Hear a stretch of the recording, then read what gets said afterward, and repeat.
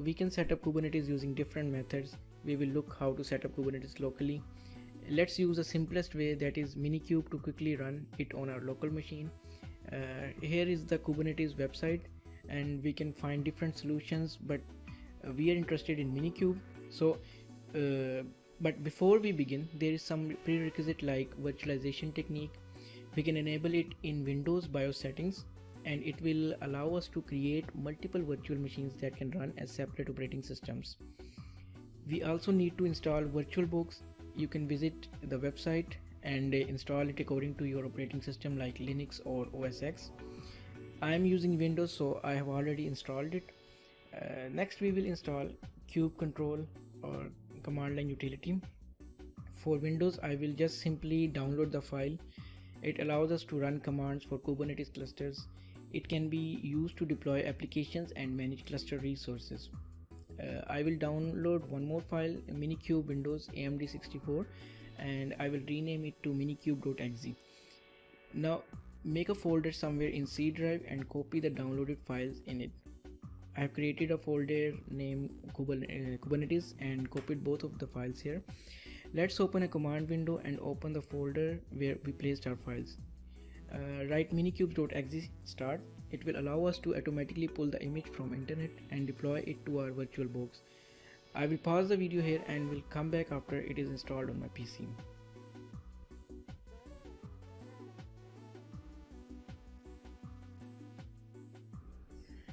Congratulations guys, we have just set up a basic Kubernetes cluster with the simplest command. Let's download a simple hello minikube image by copying this command here and paste it into the command line. It says here hello minikube created, so it means we have successfully installed Minikube. Now if I write kubectl get pods, we can observe here that our image instance is running on a single pod. Let's talk something about pods. So the pod here is a basic building block of Kubernetes. Normally we have one container for one pod. So this is the reason that sometimes pod is interchangeably used with container, but actually pod is at a higher level than that holds this container. Keep in mind that pods can also hold multiple containers, but the best practice is to keep pods as small as possible. Deployment here is actually responsible for these pods. It sees how many pods are needed and it also restarts the pod whenever needed. One more thing I should mention here, that multiple containers on a single pod share same resources as if they are on the same machine and have same IP address. And when it comes to load balancing, we can replicate this pod, and also in case of failure we have a backup pod that is the exact copy of the original pod. Now if I write kubectl get nodes, we will get a node. Node represents a single machine. Think of node as a computer server or maybe a physical or virtual machine. There can be multiple pods on one node. We separate these nodes in two types, master and worker nodes, and each node runs two processes, kubelet and container runtime. Kubelet is responsible for communication between Kubernetes master and worker nodes, and it manages the pods and containers running on machine. Container runtime is responsible for pulling the container images from registry, unpacking and running the application. Multiple nodes form a cluster. This cluster can share load, and like pods, if your application fails, it can be still accessible from other nodes. Master node is responsible for all worker nodes and is actually responsible for orchestration. These nodes have different components, and that is what differentiates them as master or worker nodes.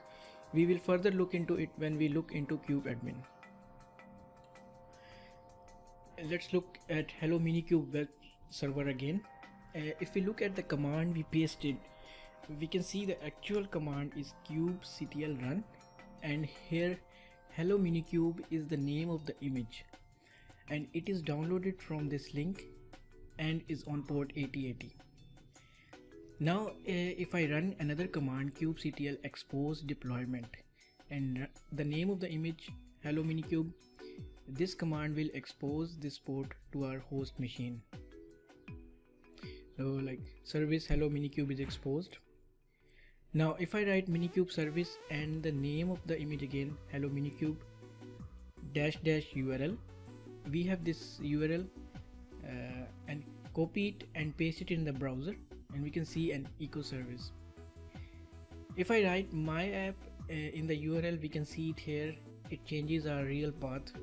So finally our cluster is working. In order to delete services, we can just write kubectl delete services and the name of the image again, hello minikube, and we will see kubectl service is successfully deleted. Further, if we want to delete deployment, it will delete the image hello minikube, deployment extension deleted. Finally, we can stop minikube by simply typing minikube stop. So this is it. We have successfully deployed hello minikube. That was very simple indeed. Next we will look into kubeadmin.